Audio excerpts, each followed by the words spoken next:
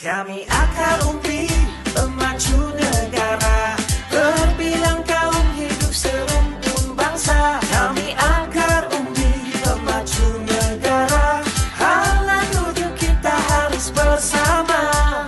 Those were the days when we fight for each other, support, lean towards one another. Hai, Assalamualaikum. Anda bersama dengan saya Citra dan sekarang kita berada dalam program Stage Aku PN. Jadi pasti ramai nak tahu Aku PN ni apa, okey? Jadi Aku PN ni sebenarnya ada 3 elemen, iaitu cari kerja. Jadi kita membantu belia mencari kerja. Yang kedua, skill ya, untuk tingkatkan kemahiran belia. Dan yang ketiga adalah support untuk bantu belia memulakan dan mengembangkan perniagaan. Selain daripada tu, Aku PN ini juga merupakan satu ekosistem digital terkini dan dibina khusus bagi memperkasakan para belia di Malaysia. Dan seterusnya, kita sebenarnya ada sesuatu yang menarik hari ini yang kita nak kongsikan. Jadi kita tengok video ni dulu. Kebimbangan kita ialah pertambahan varian ni, iaitu setakat ni kita ada 4 variant of concern, iaitu varian yang membimbangkan, iaitu UK variant atau UK variant B117, South African variant, dan juga kita berjaya mengesan, iaitu sekarang ni ialah Indian variant. Kita ada 2 kes, tetapi kita tak ada Brazilian variant lagi. Kita tak dapat kesan Brazilian variant di negara kita. Okey, sekarang kita berada dalam segmen yang pertama. Jadi apa yang menarik hari ini? Okey.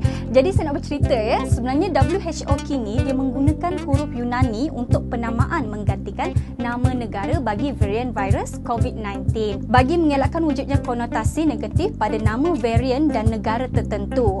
Jadi ini pun sebenarnya dia boleh memudahkanlah laporan media, kan, dia pun boleh kurangkan kekeliruan berbanding penggunaan abjad dan juga nombor untuk orang awam. Okey, contohnya macam varian UK. Okey, ditulis B117.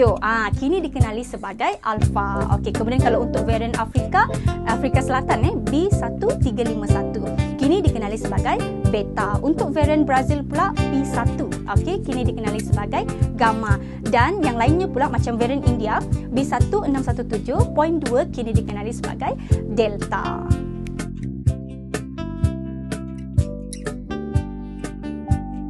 Okey, baiklah, sekarang kita berada dalam segmen yang kedua, iaitu segmen Apa Khabar. Okey, dan hari ni kita nak video call seorang lagi usahawan, iaitu Puan Noraini binti Jaafar, dan beliau mengusahakan Dapur Nani. Jadi dia buat fresh bun. Okey, jadi kita video call dulu. Okey, Assalamualaikum Akak.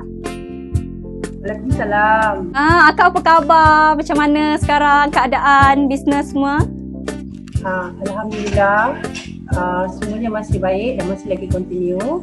Buat masa ni saya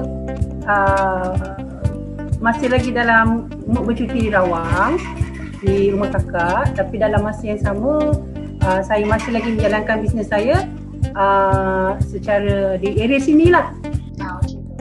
Okey. Jadi mungkin akak boleh kenalkan diri dululah. Okey. Saya Noraini binti Jaafar. Saya permulanya bisnes saya ni di kawasan Taman Bukit Subang. Bermula kecil-kecilan dari rumah dan alhamdulillah sambutan sangat-sangat menggalakkan, non-stop dalam masa 2-3 bulan, dan dia terus sambutan saya ni, ban saya ni dapat sambutan daripada office ya. Saya dapat order daripada office, mana daripada DBKL, Proton, daripada Maybank. So, dan di kalangan kawasan sekitar kawasan Bukit Subang Section U16, dan saya juga ada tempahan, ada juga permintaan yang untuk buat infak roti ke rumah-rumah anak yatim.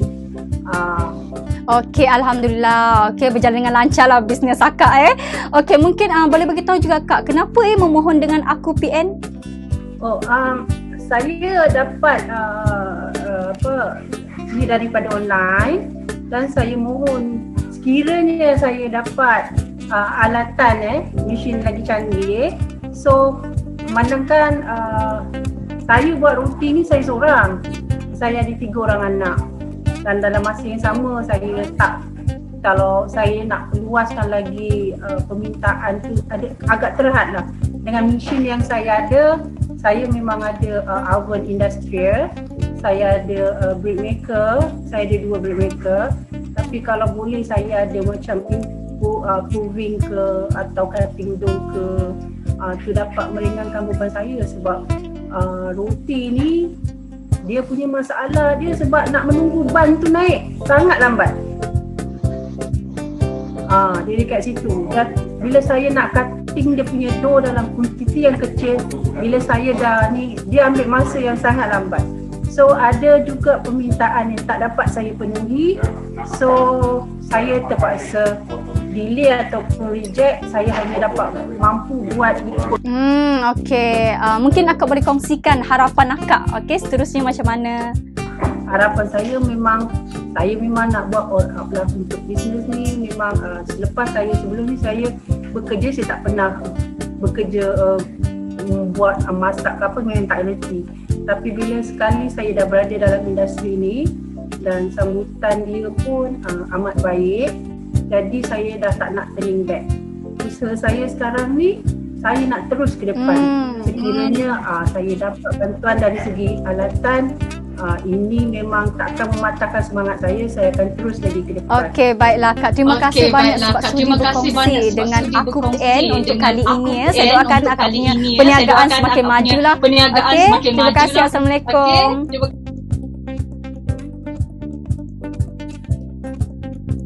Okey, baiklah, sekarang kita berada dalam segmen yang ketiga, iaitu tips dan nasihat.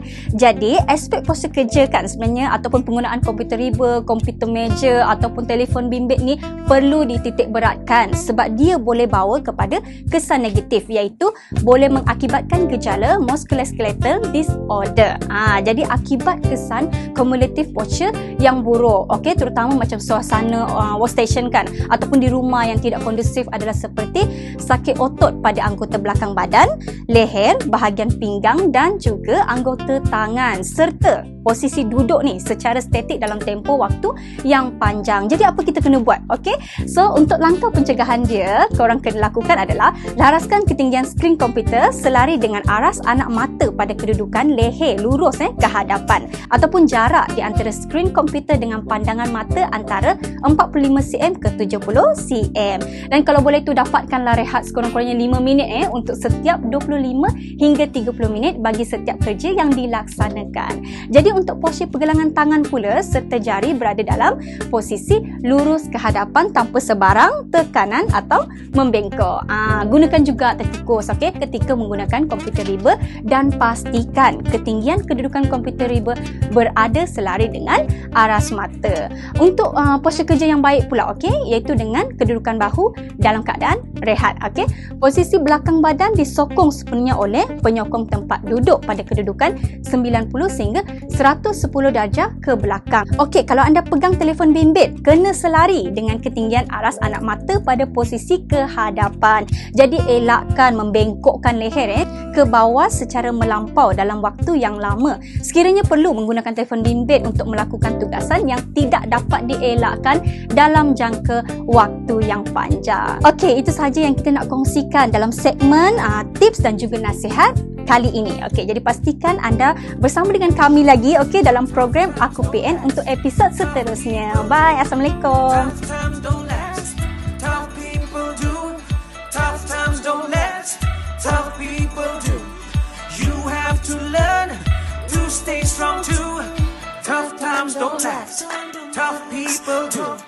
Tough times don't last. Tough people do. Tough times don't last. Tough people do. You have to learn to stay strong too.